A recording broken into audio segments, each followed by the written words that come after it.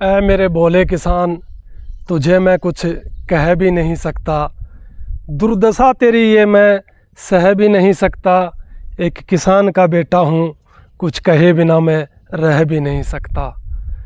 तू जानता नहीं, तू मानता नहीं, क्यों अपने दुश्मन को तू पहचानता नहीं।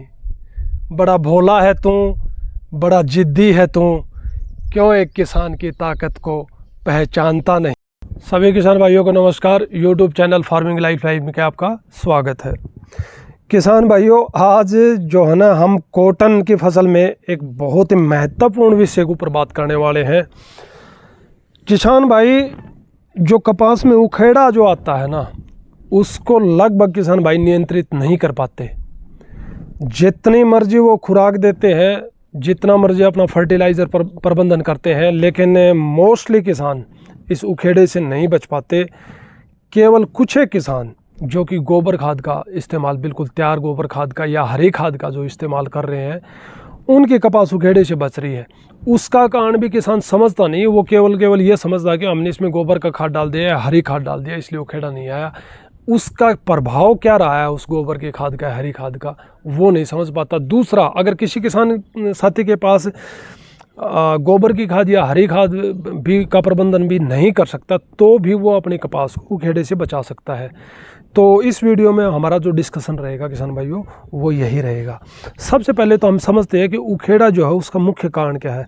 किसान भाइयों की हम देखते हैं, हमारी जो कपास है उसमें उखेड़ा आता है, तो हम पौधे को उखाड़ के देखते हैं और हमें क्या मिलता है कि जड़ बिल्कुल साफ़ होती है। उसकी जड़ बिल्कुल साफ़ होती है, फंगस नहीं है उसमें, और फिर भी उखेड़ा है। हम उसके डंठल को तोड़ के देखते हैं, डंठल भी अंदर से बिल्कुल साफ़ है उसका, और फिर भी उखेड़ा है। हम देखते हैं वो डंठल है, उसमें बिल्कुल वो मृत सा हो जाता है, सूखी लकड़ी के तरह टूटता है, मतलब वो पिचक जाता है, सूखने लग जाता है खुद ही। तो किसान भाइयों, क्या कारण है इसका? किसान भाइयों, जो मुख्य जो कारण है ना, ये इसका मिला जुला कारण है। पहले तो जो आजकल जो वैरायटी जो चल रही है ना कॉटन की, वो बहुत ज़्यादा हाई यील्डिंग वैरायटीज़ है, ज़्यादा उत्पादन वाली वैरायटी है। स्टार्टिंग से ही वो फूल पत्ते उठाने शुरू कर देते हैं, टिंडे बन जाते हैं, उसके बाद उसकी और बढ़वार होती है, ऊपर और फ्लोरिंग आ जाती है।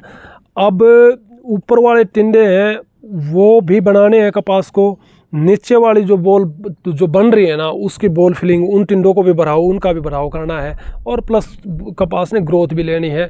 और इतनी एनर्जी उस पौधे के पास होती नहीं है, इतनी एनर्जी वो ज़मीन से इतना फर्टिलाइज़र ले नहीं पाता है। क्यों नहीं ले पाता है? उसका कारण किसान भाइयों ये है कि हमारे किसान भाई NPK जो मुख्य खाद है या फिर सेकेंडरी तो उन पे तो बहुत ध्यान देते हैं, लेकिन जो माइक्रो न्यूट्रिएंट्स हैं उनके ऊपर कोई भी ध्यान नहीं देता। और मुख्य इसका जो कारण है ना, वो माइक्रो न्यूट्रिएंट्स की डेफिशिएंसी है। माइक्रो न्यूट्रिएंट्स अब में कौन कौन से आ गए आपके?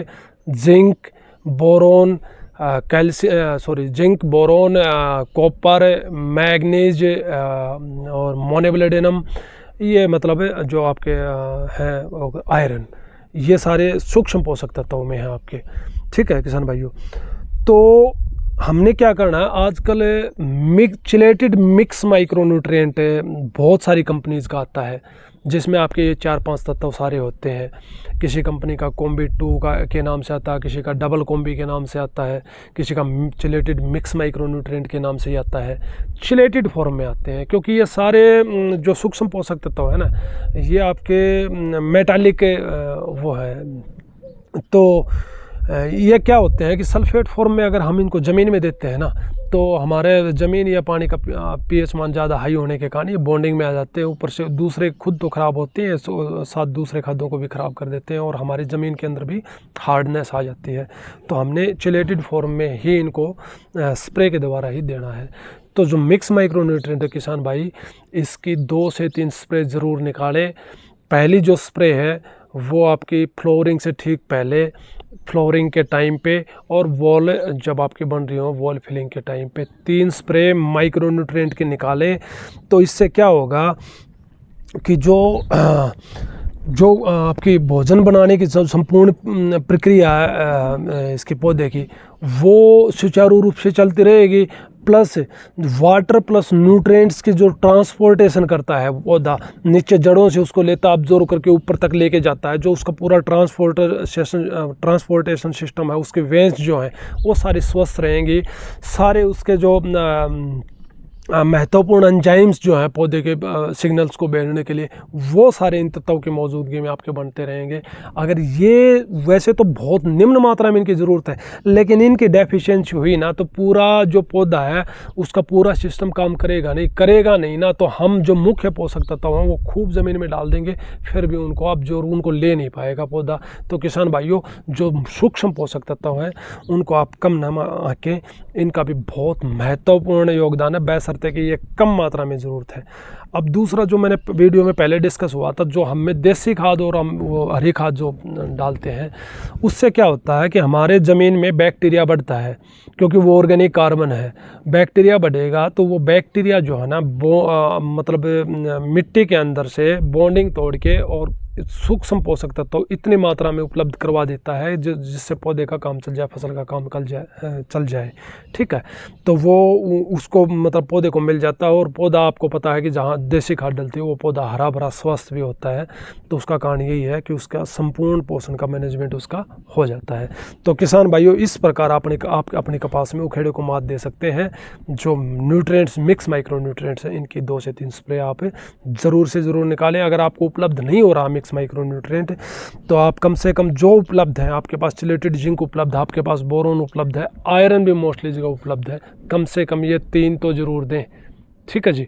दूसरा secondary nutrients, sulphur, magnesium sulphate और कैल्शियम, इनको कभी नहीं भूलना है, देना ही देना है इनको। ठीक है, उसका इन तीनों के ऊपर हमारा एक जो है ना वीडियो अलग से भी है, उसमें हमने बताया इनको भी देना है। सबको भी मैनेज करेगा, आपका खर्चा ज़्यादा जाएगा नहीं, आपका खर्चा 2000 ऊपर नहीं जाएगा, सारे ये मैनेज आपके हो जाएंगे। तो किसान भाइयों, आज की वीडियो में इतना ही। नमस्कार।